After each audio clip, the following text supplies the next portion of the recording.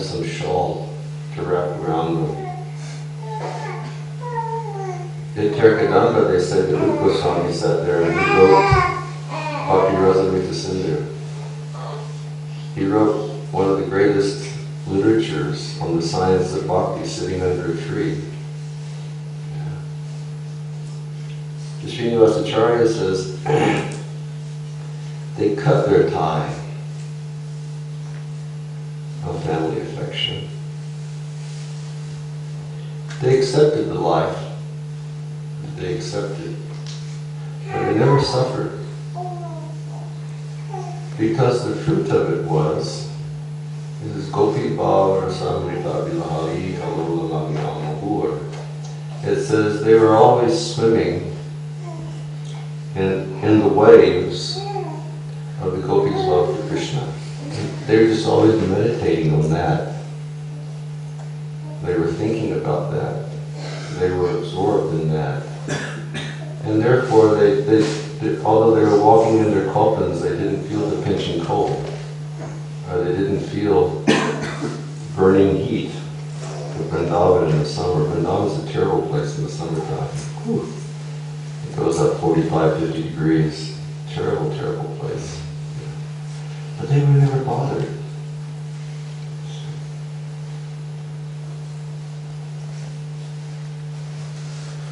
When Krishna sees his devotees doing this, Krishna gives mercy.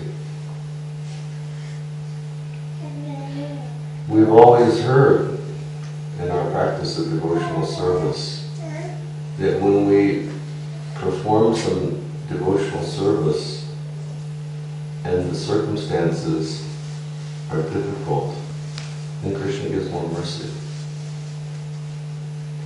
So I was reading on here and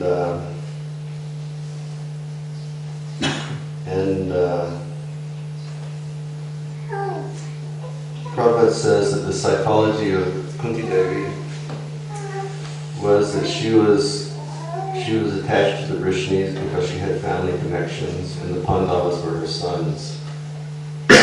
She was pretty much tied up in, the politics of family affection. And therefore she just humbly requested the Lord, please cut it for me. Let me just become dependent upon you. Like Kapila, you come from an Indian family, right? It's like with Indian families, there's really a tight bond of family affection, isn't there? Is it the same with your family? Did your family have fits when you wanted to become a devotee? Yeah. Yeah? Yeah, it's very difficult.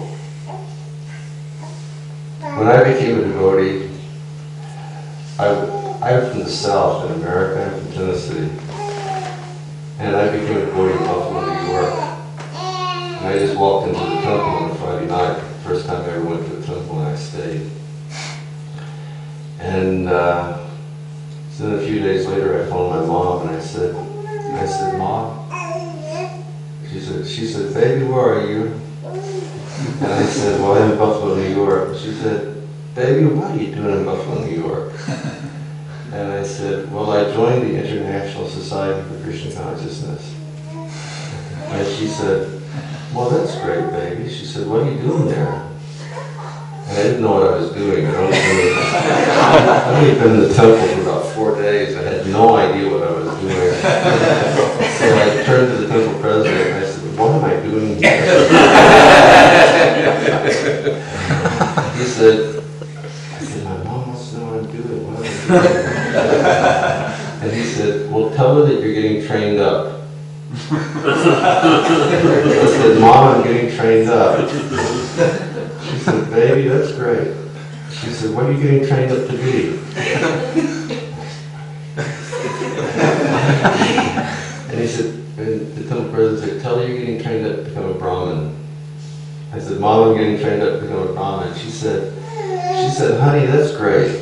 She said, phone me back in 2 weeks. I said, okay, Mom. Then I phoned her back in 2 weeks. She said, baby, you still in Buffalo? And I said, yeah. She said, you know, I spoke to one of your father's colleagues in New York, and I was asking him if he knew something about this Krishna business. And he told me, yeah, said that you know, it's a religious group from India, and that you people wear bed sheets out on the street. She said, you wear bed sheets? I went, yeah. And she said, and you beat drums and cymbals out on the street, you do that? And I went, yeah. And she said, and he told me that you shave all your hair off, except you leave a little ponytail on the back. Did you do that? And I went, yes, Mom, I did it.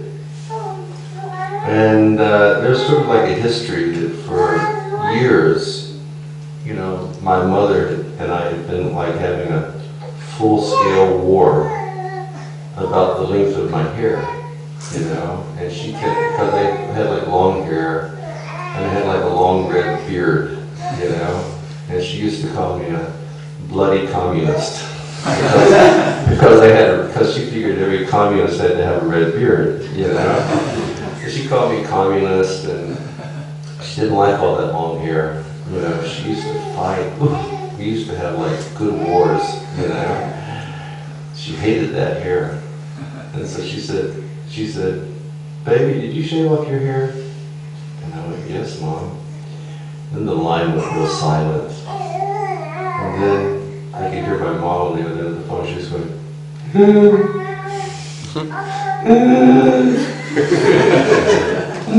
your hair, your beautiful hair. I mean, you're crazy. I mean, we've been fighting over this hair for years.